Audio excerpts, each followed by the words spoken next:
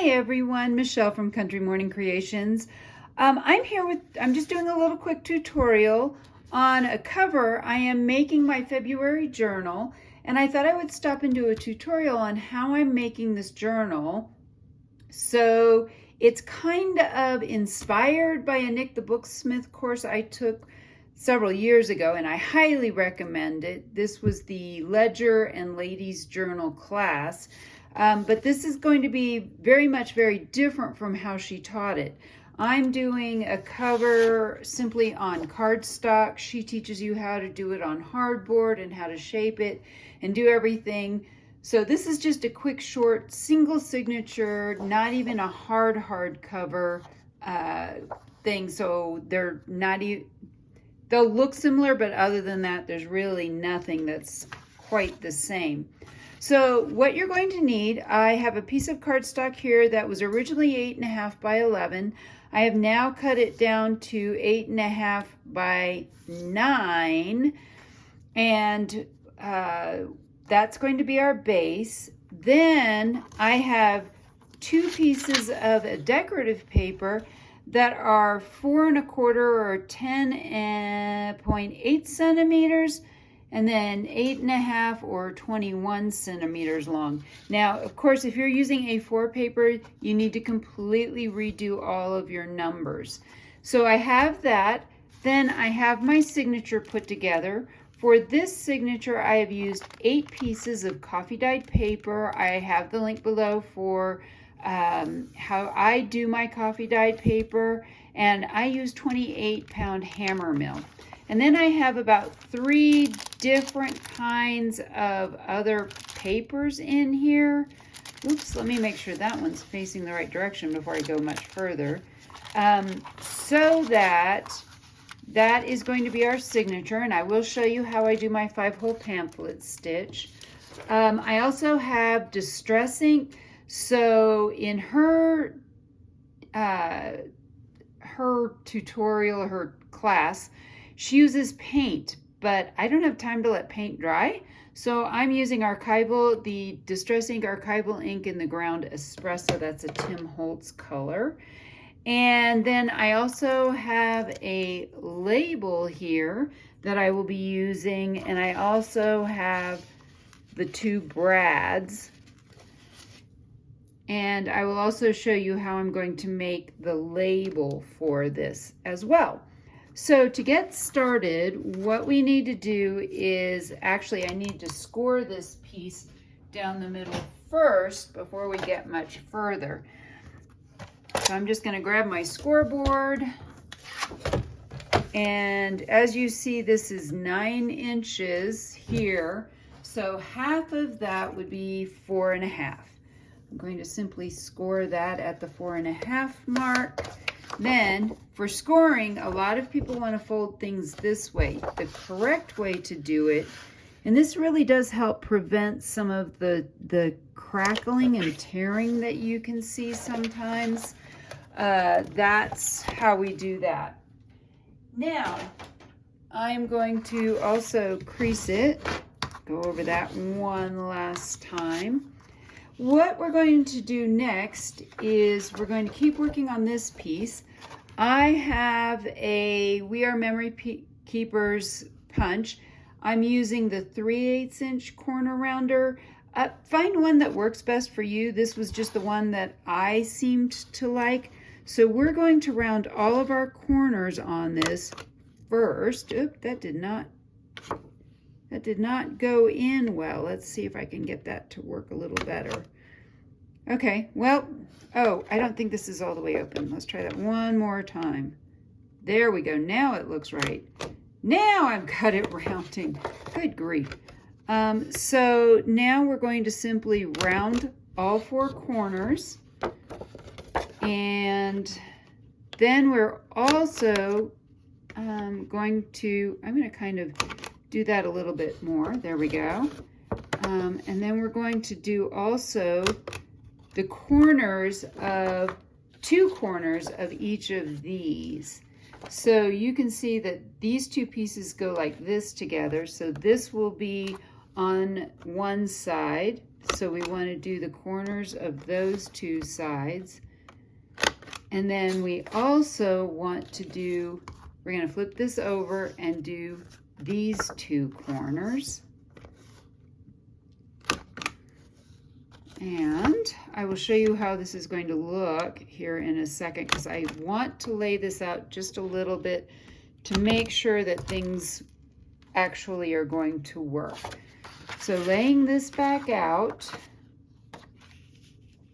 this is going to go approximately like that, and this is going to go approximately like that.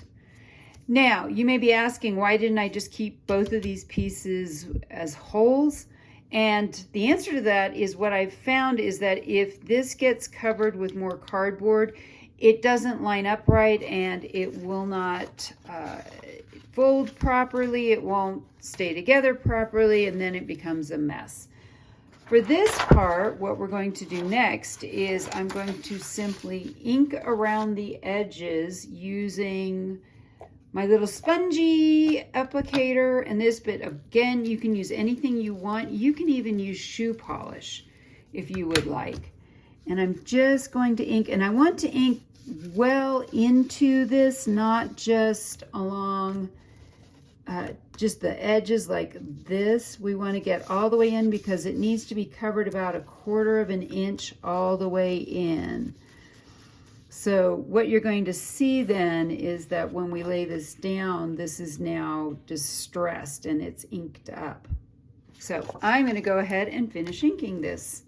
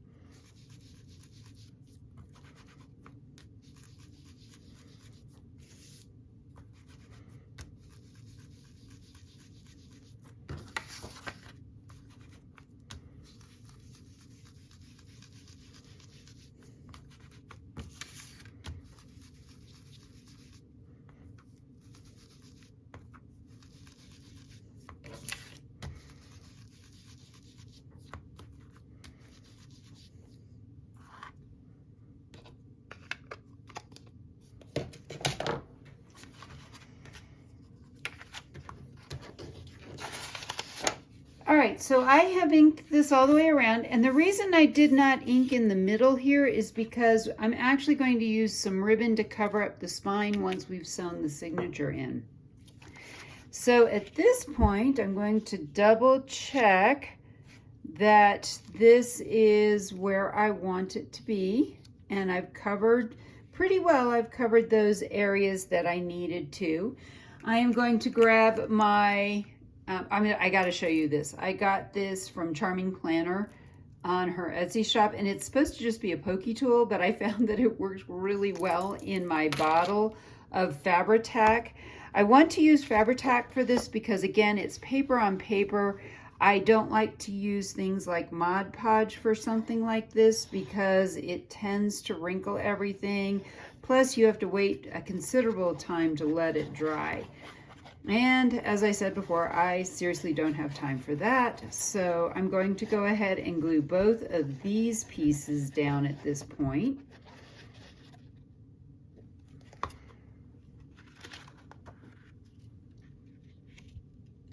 I'm just going to kind of line them up where I like them. And then I do like to use a brayer on these kinds of things. If you don't have a brayer or you don't want to use a brayer, that's fine as well. I just feel like I get better adhesion when I use a brayer. We're going to do the other side now.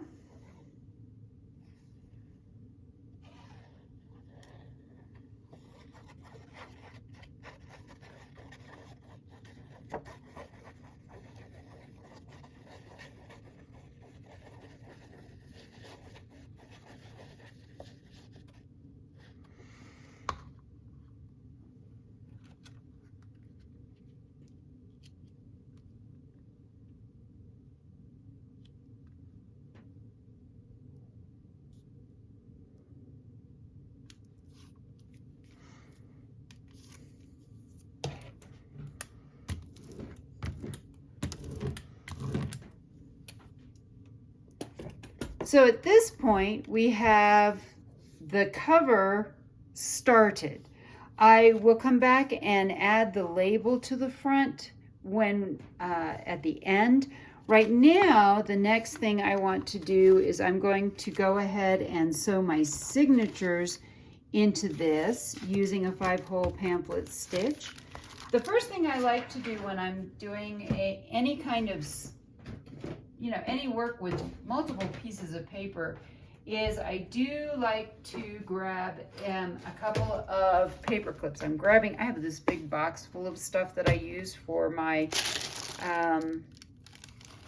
when I do binding, so I have everything in one place. And I'm just, wow, there's never a paper clip when you need one, is there?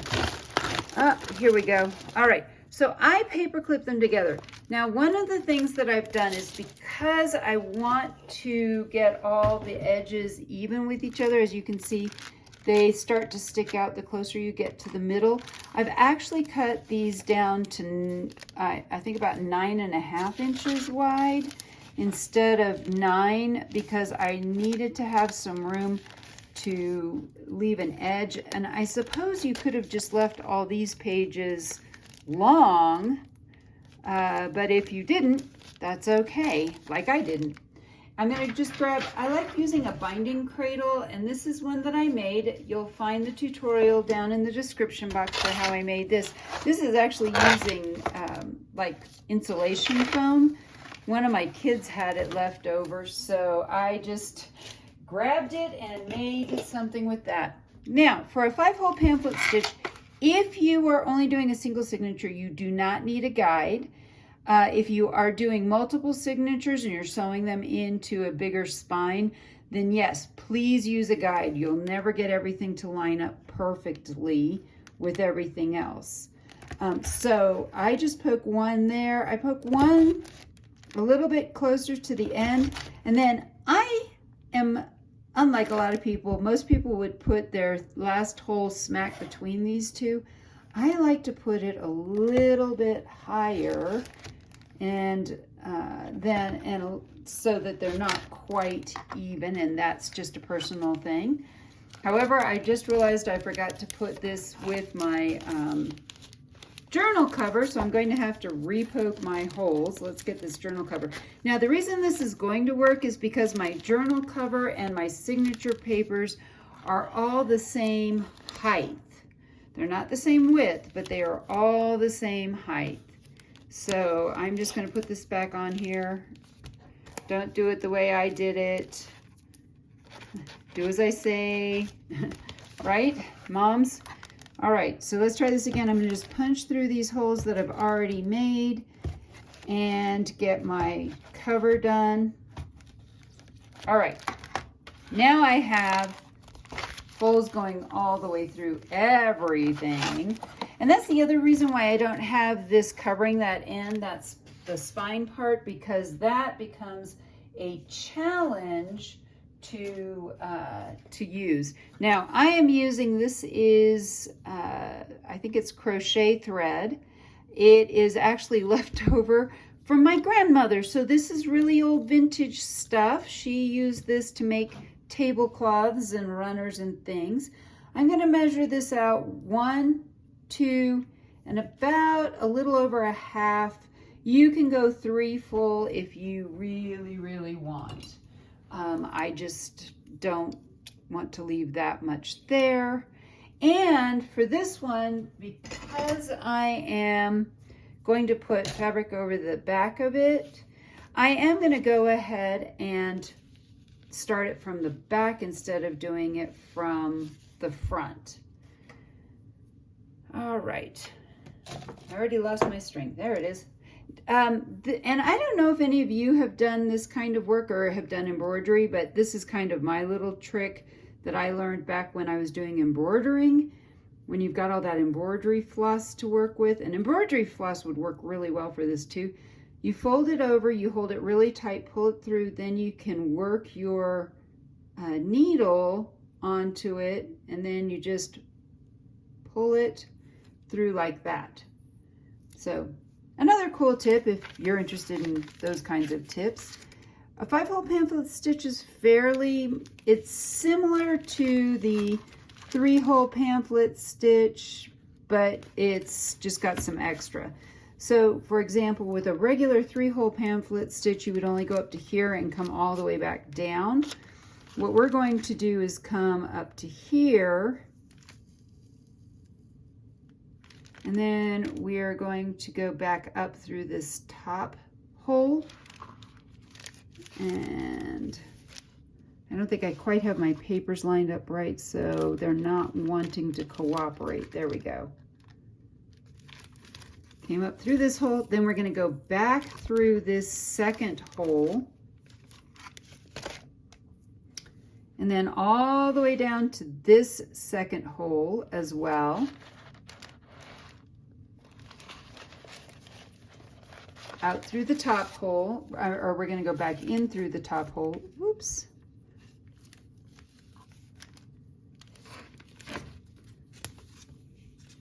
Back through this hole, and then we're going to come back out through the middle. So this is fairly quick. It doesn't take much more time than a regular 3-hole pamphlet stitch.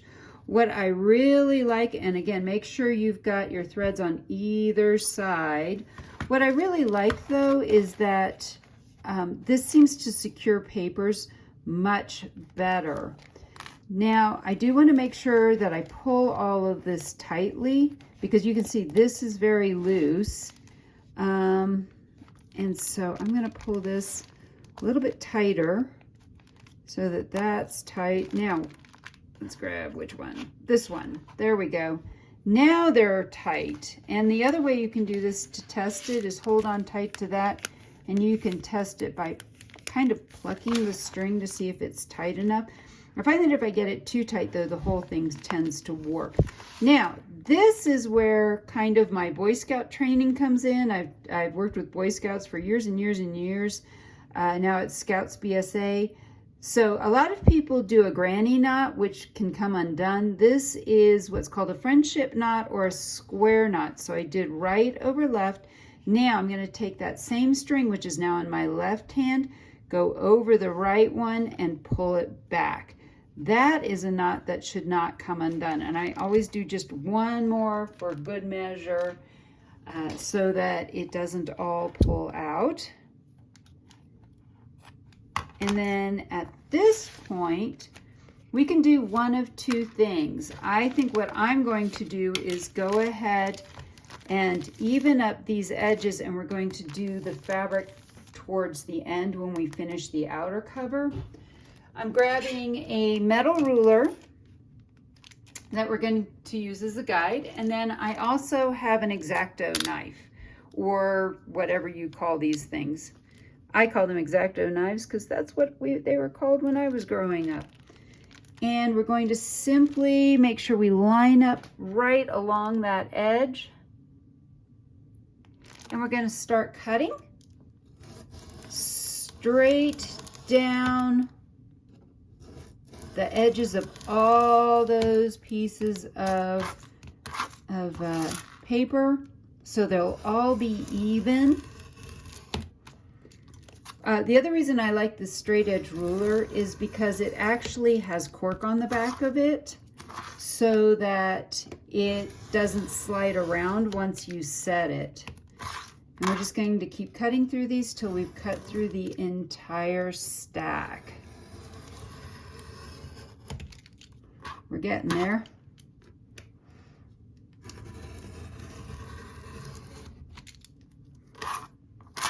One more.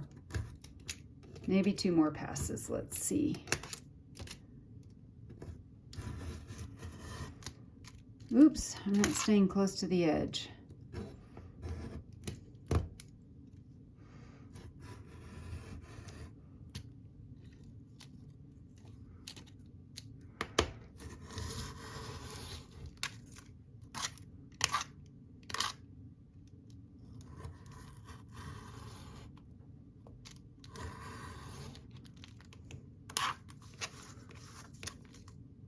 Going to just neaten this up one last pass to make sure everything is cut right along the edge. Especially this middle part, it seems like it's come out too far, and I need to neaten that up just a little bit. All right, I think we've got this. So now the edges are all even. And what we're going to do next is to corner punch all the corners.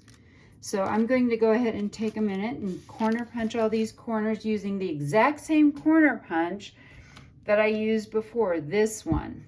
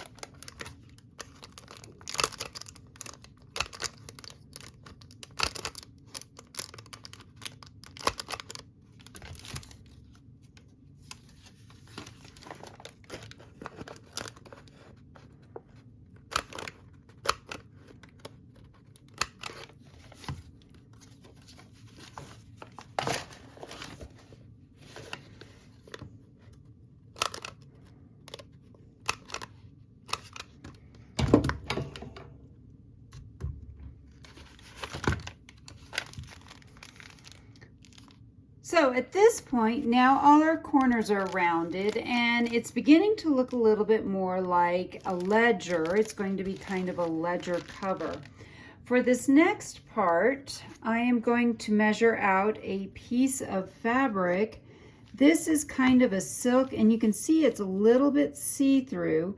So now that I see that, I may choose to do something a little bit different. I thought that was going to work, but I don't think it will.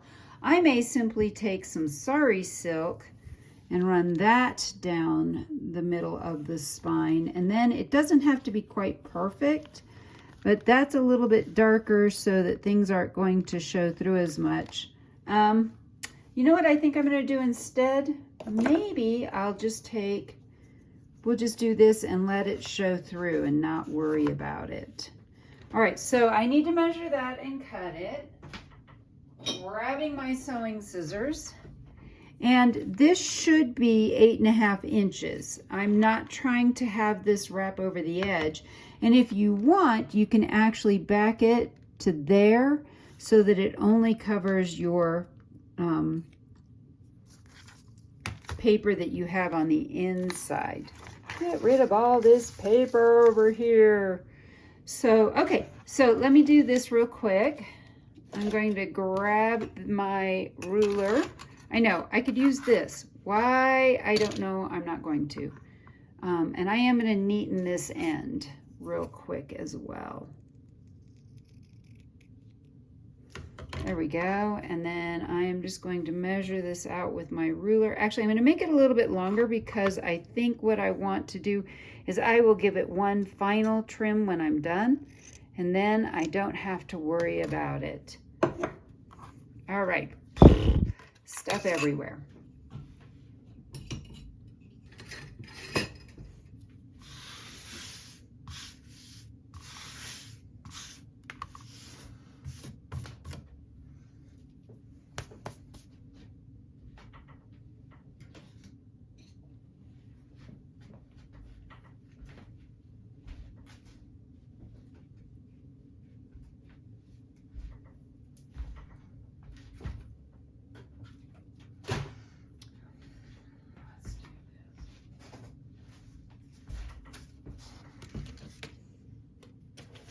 All right, so what I've done is I've literally opened this all the way out, and I'm going to just use a paper plate. I love using this Lineco Natural pH adhesive. It's really good for paper, but you do want to shake it up really well. And I'm just going to pour a little bit out because I don't need a ton of this for this to work. So that is probably all I need. I'm going to put the lid back on it because I live in Colorado and it's very dry here. If I leave that lid off for very long, it's going to really dry out. I just want to see how far out I'm going, which is not very. And I'm just going to put some glue down the center of this so that this fabric will stick. And maybe, just maybe, we'll be a little fancy and add some lace over the top of it. So I'm going to go just a little bit further out to make sure I get everything. There we go. All right, now I have it. And I'm going to make this so that it lines up outside of the, trying to make sure I've got all those little pieces off of it that I had. So I'm going to try to center this to the best of my ability. And I am leaving some hanging off the edge. Now you could totally wrap this around and tuck it in, but as you can see, I did not leave much room for that sort of thing. So I am simply going to trim the edges off. And then the only thing we have left to do then is to, we're going to put the last little piece on. And for this part, I flipped this around so many times, I need to double check now which end is up. So let me see what I've done on the inside here. Yep, this is the front. This should be the front. This is the front. All right, so I'm gonna grab this and just put this like that so that will hold together. And I am going to grab this, which I've punched out using my Tim Holtz, it's a die cut. And I'm going to grab my paper and I'm going to ink this up as well, so it kind of matches everything.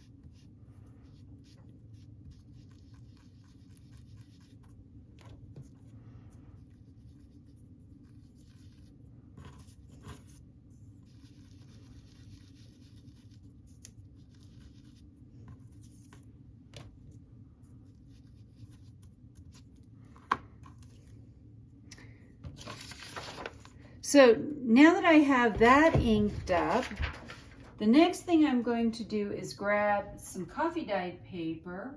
Actually, better yet, this is some of the paper that I used that is from the ledger piece of paper that I had in there. And I would like to use that. So we're just going to cut one out. I'm looking for my pencil. There it is. I'm just going to cut one out from this really old ledger paper. It is an antique. It's from the 1920s, which now makes it over 100 years old, right? And I'm going to cut a little bit bigger so that it will fit, and we'll flip it over and use that and glue that in. And I think because this is ledger paper, I don't think I'm going to actually write anything on it. We could put February on it or something fancy like that. But for what I'm doing, ooh, I even love that. We now have that piece there. Well,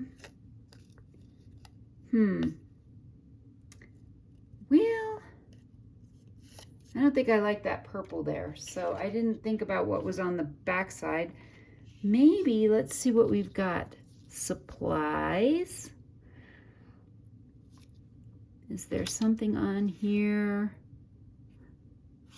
Baskets. Or we just have a bunch of numbers. Well, with that red there, I don't think I like that. Let's do supplies and try to make that kind of in the middle. Kind of like that.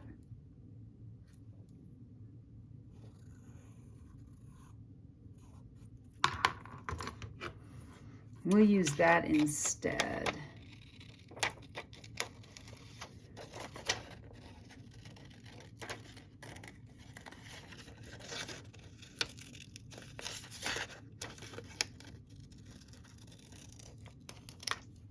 There we go.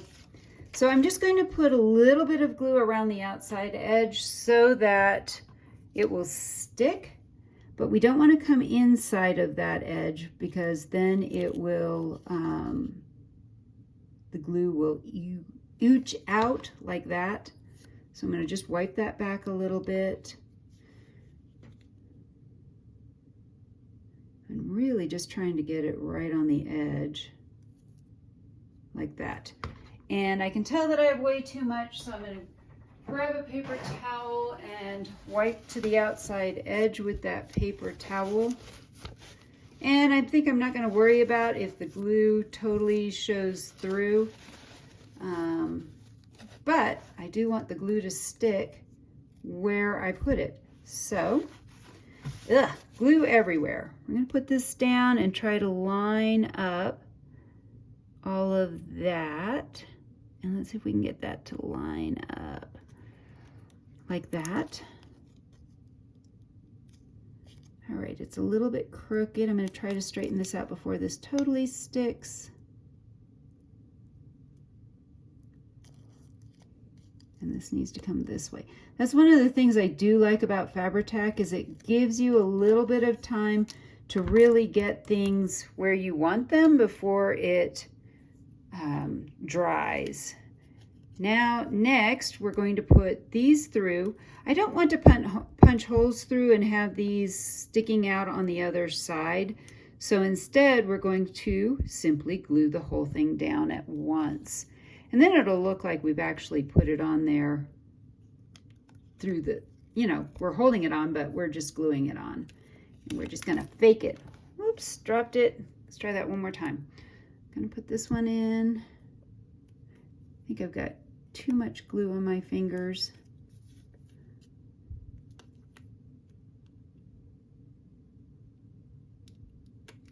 There we go.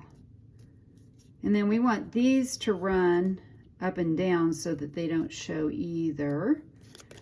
We're going to simply, at this point, eyeball everything because eyeballing things is good.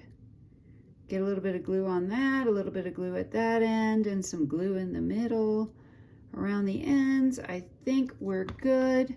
So now that says supplies. We're going to put that more or less towards the upper part, like that, and just press it down. If you really need to be exact, you can measure everything out and that would be fine. Otherwise, that is our journal cover, and I do love this fabric over the end. I'm very happy with that. And so then this is what my journal looks like. I will do my February cover page, and then I will have another video showing you a flip through of this. I hope I've inspired you to be creative today.